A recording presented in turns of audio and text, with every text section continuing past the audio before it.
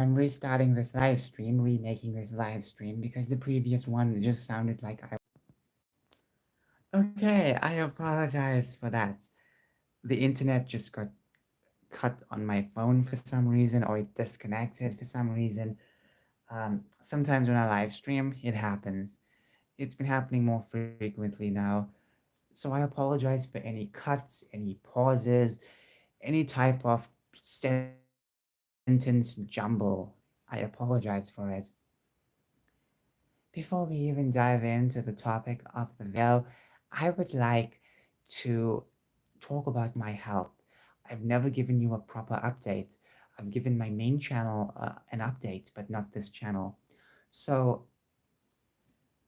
around 3 weeks ago, I went I went to the dentist to get a root canal treatment done. And well, let me explain. I have a lot of mouth sores, but one of them or two of them are abscess, and I've had them for some time since last year, and I remember how one of them caused the worst pain in recent times for me. The worst pain ever. I remember that. I remember that.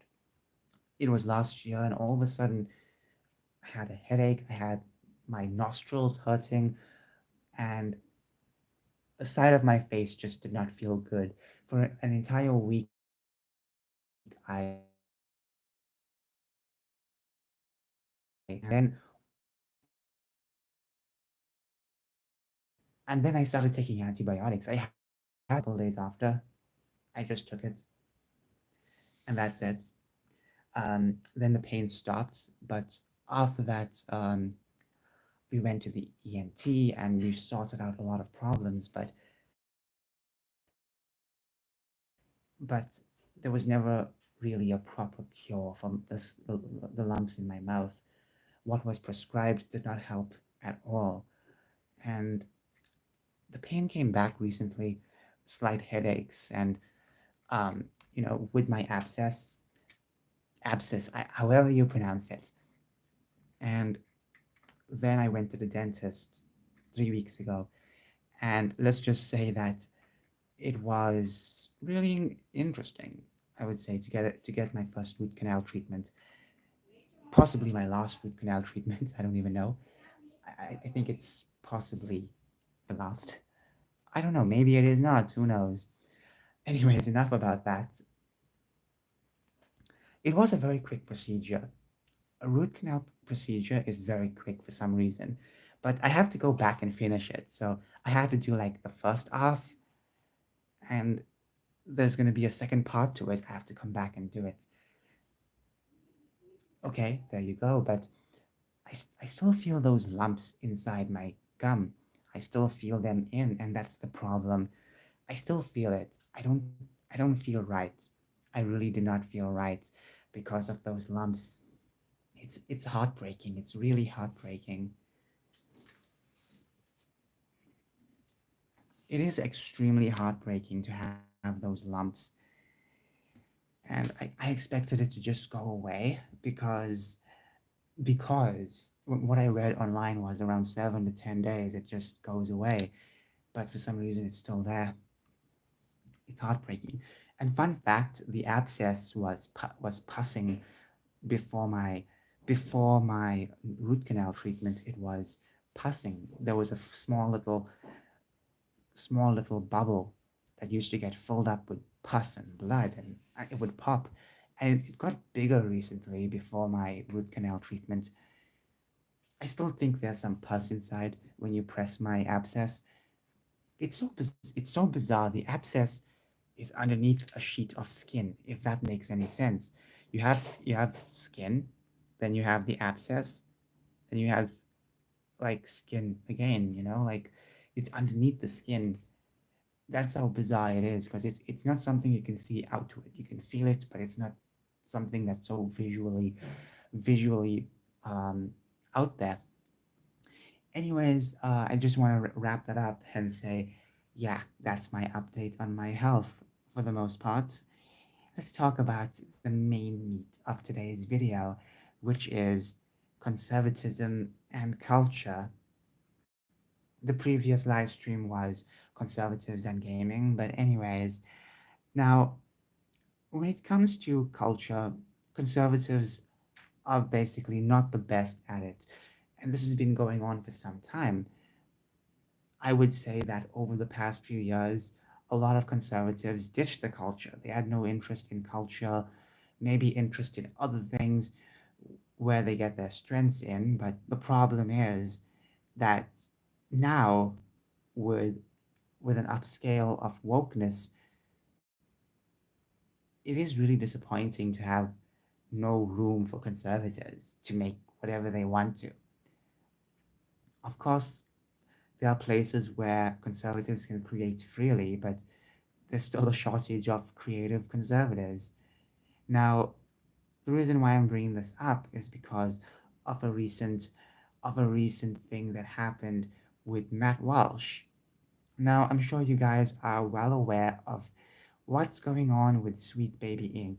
Sweet Baby Inc. is this consultant company that works with game companies, and over the past few years they've gotten all pretty popular, which means they get good jobs. And there was someone on Steam who made a list of games from Sweet Baby Inc. where Sweet Baby Inc. worked on, and this entire list was basically a not recommendation list, do not buy list basically, and it was growing very slowly. But once certain woke people and some Sweet Baby Inc. employees found out about that Steam page, the Steam page then doubled. Now it's around two, not doubled, tripled. It's like 200, over 200K, almost 300K followers on that page. I don't know how Steam works fully because I've only had Steam for a while, and I completely uh, just did not use it after a while because I don't have a laptop. But I did create a Steam page around 2016, late 2016, 2017, I think 2017. And that was it, you know, it wasn't fancy or anything like that. But I'm glad you can actually talk on Steam. You can have different forums and different discussions, and you can even make lists and pages and stuff like that. It's kind of cool. Reminds me of the old internet, which I was never a part of. But fun fact, when I was small, I remember we had that old box computer. I'm sure some of you guys have never had those computers before, but the big chunky box one, yeah, we've had that. Then we've had a regular black one and like a normal somewhat modern 2010, 2011 version, or maybe 2009, like the 2000s, maybe late 2000s version of a computer. So there you go. We've had computers, different versions. It's so surprising how computers changed over the years. Anyways, I want to talk about how gaming has, well, not just gaming, but okay, no, let's go back to the main topic, conservative and culture. Now, the problem is that when it comes to the Sweet Baby Ink stuff, a lot of people are now getting into it, which is not a big deal, not a big deal at all. But some people are annoyed that people are talking about this, and it is a culture war. It's unfortunate that it is, but it has to be a culture war. What's the point of one side pushing all their politics, and why not the other side complain about that? So then you have Matt Walsh. I'm sure you guys are familiar with Matt Walsh. I've even spoke about him on this channel for some time. Now, Matt Walsh reported about the Sweet Baby Inc. stuff, and I never watched the video, so I have to watch the video, possibly just to see what's going on. But um, you know what? From what I've heard from the responses to the video, I've heard a lot of people were upset at that. At first, when I found out that Matt Walsh talked about it, I played a bit of the video. a bit nervous, but at the same time, I was a bit on his side because I think people need to know about what's going on, and Matt Walsh talking about it is going to spread the news. The thing is that Matt Walsh is very anti-gamer, and he still is anti-gamer, and because of this, a lot of people are upset at that. Also, because the way he reported on it, no one has a problem with him reporting stuff. It's just the way he did it is a problem, and from what I've heard, the conclusion to his entire report was leave gaming. So Matt Walsh wanted people to leave games now, you know? Now here's the thing about gaming. Gaming is not just for children, it's also for adults. And because gaming can also be for adults, it's so much fun. And even games that are for children can be played by adults because they're so fun. Now, the sad truth is that a lot of conservatives, not all of them, I know how diverse the right wing is, but you could say like many figureheads of the conservative movement have been very much against gaming, against like anime, against all these types of stuff. I'm not sure about anime when it comes to Matt Walsh. I think I don't know, I think he was being sarcastic about calling it demonic. But the truth is that Matt Walsh um, just just said something about giving up gaming. And okay, here's the thing. So we know gaming is woke, but why must I give it up? Why must I give it up because a bunch of people have taken it? I can still make games. Well, I not wait. Okay, listen to me. I don't mean like I can immediately make games. No, I meant anyone can make games. So even if they take over all the stuff from Japan, which I really despise, because once again, it's so bizarre how Japan is now just making this type of propaganda for the West. I like Japanese games, but the fact that they are making propaganda now for the West, it's really sad. And here's the thing, if they start doing it, and they are doing it, okay, I'm just going to be more aware of it. And it doesn't stop people from making their own games and making content that they want, that they know is anti woke. It doesn't stop people from making anti woke content. People shouldn't give up something. People should not give up music because a bunch of people a bunch of people in the music industry are evil. You can always have good musicians. Same with gaming. Same with books and all this type of stuff. There's no need to give up on it because it's been infected. You can even heal the gaming industry. That's going to take some time, but you can also help by making games, supporting the games that are made by people that are not going to push woke stuff. There you go. It's pretty easy. I have no ill will against Matt Walsh or anyone on the Daily Wire. I have no problem with them and their politics.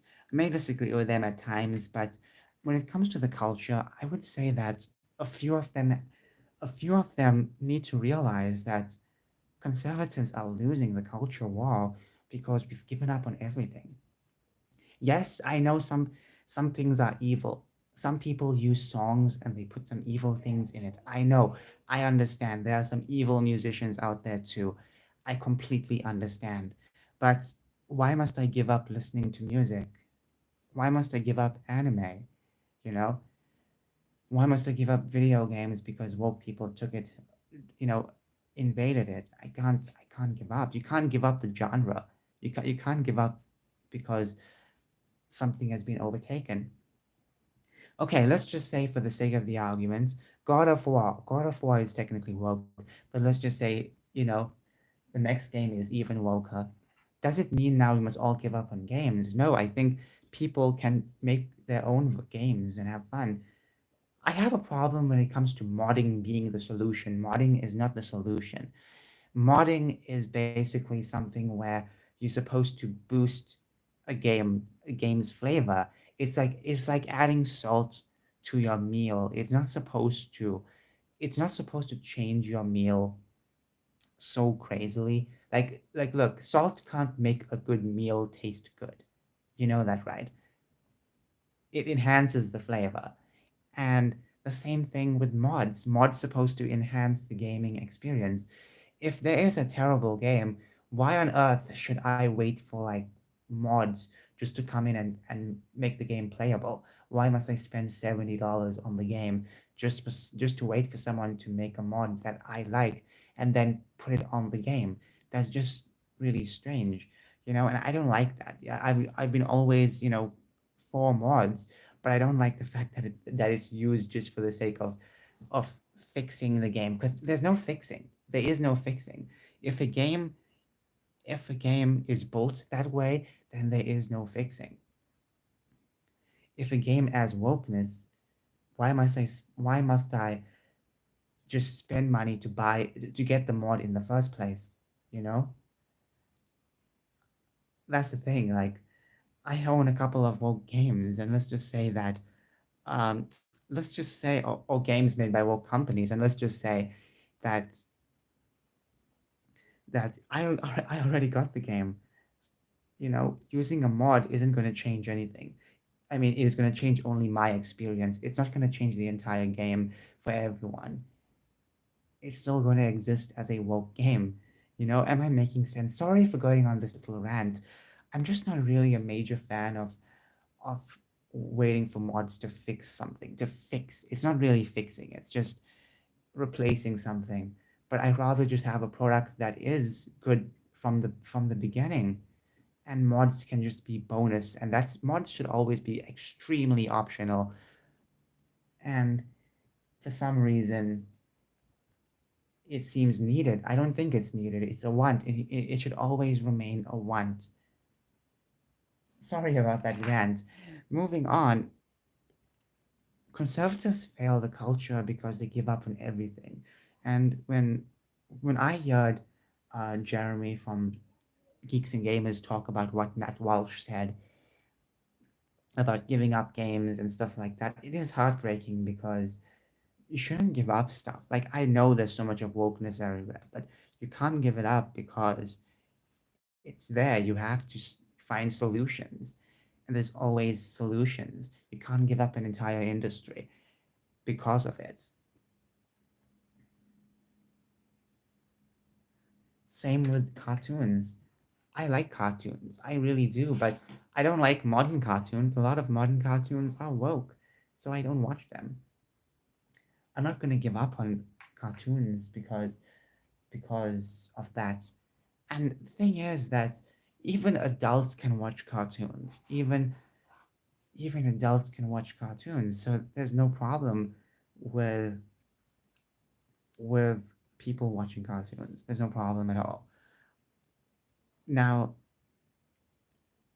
why we aren't winning the culture? Number one, we aren't really being so focused on the entertainment industry. I'm not talking about Jeremy's Pendragon cycle. I'm talking about like diving more deeper than that. There's nothing wrong with political movies, but I still feel like we can make more escapist content. We can make more escapist content that that really is anti-woke. We can do that. We have the ability to do that. Daily Wire has the ability to do something like that. They even have the money.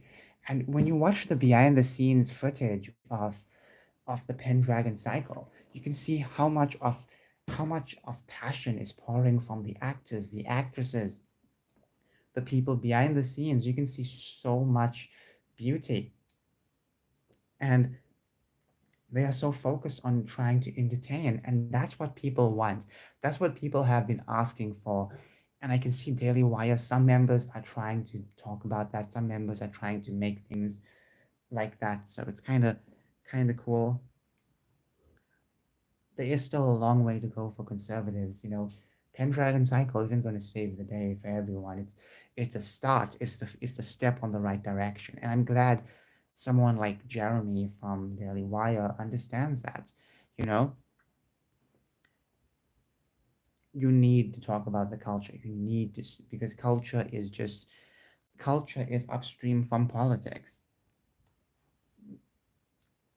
And there's a reason why so many superstars are all of a sudden promoting abortion. Okay, many of them, I guarantee you, would have never promoted abortion if if they had a different mindset. And and all of their impressionable fans are going to listen to them on everything, on voting, on certain issues, what you should think about. So we know about this. We know about this. It's because we don't have influence, and that's just the truth. Culture is about influence, and we don't have that much influence.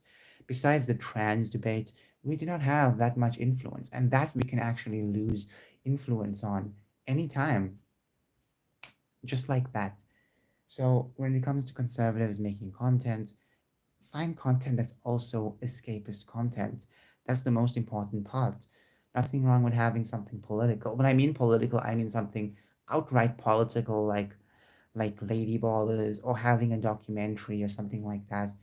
You can have those things, but I think that you should also focus on escapist content, and also focus on creating stories that represent your values, because there are hundreds of stories that represent woke values, and they're everywhere. You cannot escape them. There's always something. People are also taking stories from the past, giving them a woke coat of paint, and they giving it out to everyone. That's the problem. Culture is influence, and conservatives are not winning the culture war. They have less influence, and that's just very sad. We don't have that much influence over the world. Besides our own spaces, we don't have any influence. You know, one thing Eric July would say is, um, "You fund them, they won't fund you. They don't fund you." Something like that. It's true. It's really true. You know, we can fund them all we want. Like, for example, a Hollywood movie comes out, many conservatives are going to watch it. But when it comes to something of our products, do you think we're going to get the opposite reaction? Do you think many people from Hollywood is going to flock to see our stuff? Absolutely not. Maybe in a pink moon, but wow, you know, wow. So yeah, and it's really sad because that's just how it is. That's just how it is. And look, at this point, I think I used to be very much against, like, you know, um, what am I even saying? I'm so tired. Sorry about that. In the morning I woke up to pee, and then I tried sleeping and I could not. I really wanted to sleep and I could not. I feel so tired. Okay, going back to our main point, I think that what conservatives can learn from the left is, represent our values in our art, because we have a major problem with that. Some stories can be based on our personal views. We can have stories about trad wives. We can have stories about strong masculine men. We can bring these things back, and I think Daily Wire has the most influence, not just because of their audience, but also because of their wealth. They have a lot of money, and I think they can make, like, let's just say Daily Wire took $50 million, $50 million, and that $50 million, they managed to make 30 games, around 30 video games for all platforms. And these games range from your 2D fighters, from the most advanced to the most normie version, to an RPG, to platformers, 2D, 3D platformers, stuff like that, in different art styles. If they put $50 million on different games with different aesthetics, different characters that also have like characters that may represent certain values, like traditional values, For example, if they made a video game on a princess, on a original princess, or about a knight saving a princess, if they put money on that, it would really sell, you know. And I think they have the most amount of money in this conservative space, I think, to make video games, to at least get a bunch of video games. You know, the games don't need to be like $200 million games. You know, games cost so much to make, but they don't need to. Definitely do not need to. You need like a small team per each game, and the game will be fine.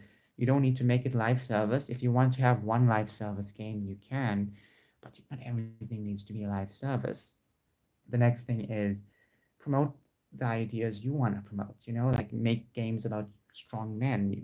We really lack that now, right now. Make games about women, you know, like stuff like that, you know, make things that are missing, that are part of our values. There you go. That's it. You know, you can make a video game about a beautiful princess. You know, a beautiful princess. Maybe she's on a journey to change herself, but then she realizes that she's all fine. You know, something like that. Nothing super political, but something that represents morals and values that we want to promote. Something like that. You know, I hope I'm making sense.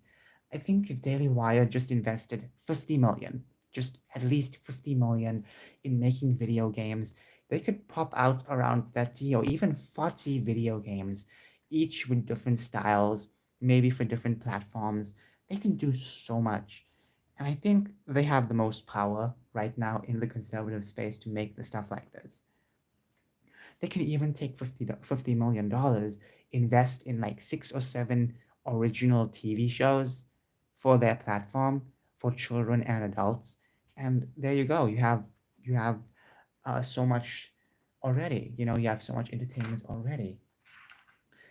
And I think that there are some people at the Daily Wire who are very cultured. They know what's going on. They know about the culture wars, and I like that. But you also have people who in Daily Wire believe that the culture war is stupid or stuff like that, or maybe certain stuff is not worth fighting for, and that's ridiculous. Before wokeness was the number one enemy of gaming, it used to be the Christian conservatives back in the day, you know, and then all of a sudden 2014, 2013 came. Around that time, things shifted immediately and new enemies were made.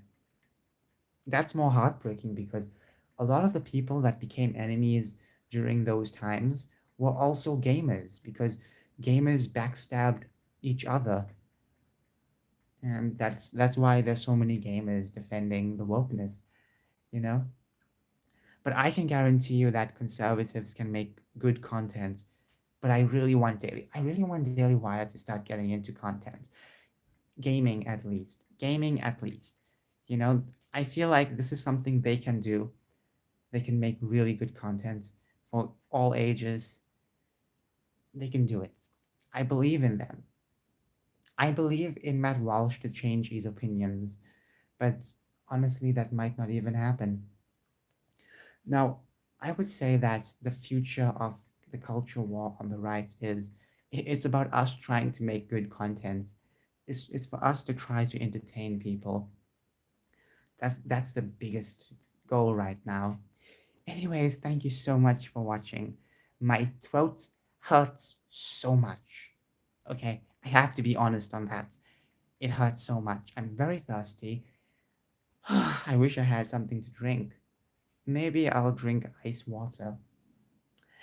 Have a wonderful Friday. I can't believe it's Friday already. I thought it was, well, it seemed to be like a Thursday today, you know? Have a wonderful day. Bye.